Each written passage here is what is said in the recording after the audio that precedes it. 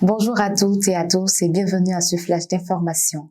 Le gouvernement béninois de concert avec son partenaire, le Programme alimentaire mondial, a décidé de pérenniser les acquis du Programme national d'alimentation scolaire intégrée en adoptant un projet de loi relatif au cours du Conseil des ministres de ce mercredi 26 avril 2023.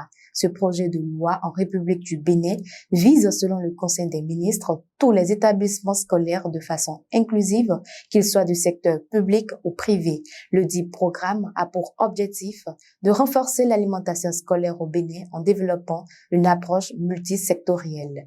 D'une information à une autre, le professeur d'anglais Marion Séverin Meounou est désormais le nouveau directeur départemental de l'OME au niveau de l'enseignement secondaire, technique et de la formation professionnelle. C'est au cours du Conseil des ministres de ce mercredi qu'on l'a fait savoir. Il était au poste de directeur au CEG Rumbo dans la commune d'Ifayi avant sa nomination comme directeur départemental où il remplace le docteur Bertin Dossou.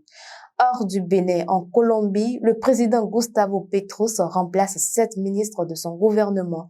La crise colombienne dure déjà 9 mois et plus précisément depuis l'arrivée du nouveau président Gustavo Petro. Ce dernier est confronté à de nombreuses difficultés pour faire approuver ses projets de loi par le Congrès.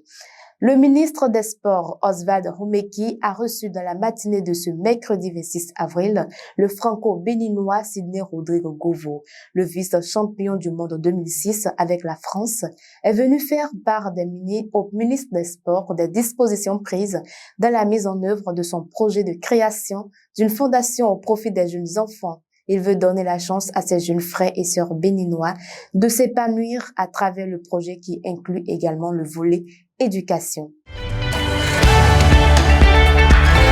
Depuis 2019, l'ONG Chaque enfant a droit à la vie et son partenaire Graines de Vie, en collaboration avec le ministère du cadre de vie et des transports, chargé du développement durable, met en œuvre un grand programme de reboisement pour un Bénin vert à l'horizon 2030, afin de lutter contre les réchauffements climatiques.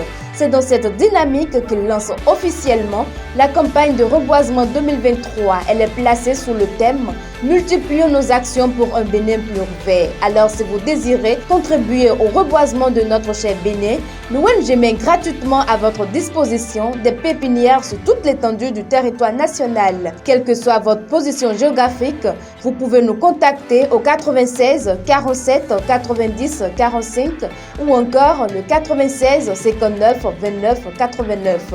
L'arbre, c'est la vie. Ainsi se referme ce Flash Info. Merci de l'avoir suivi. Au revoir.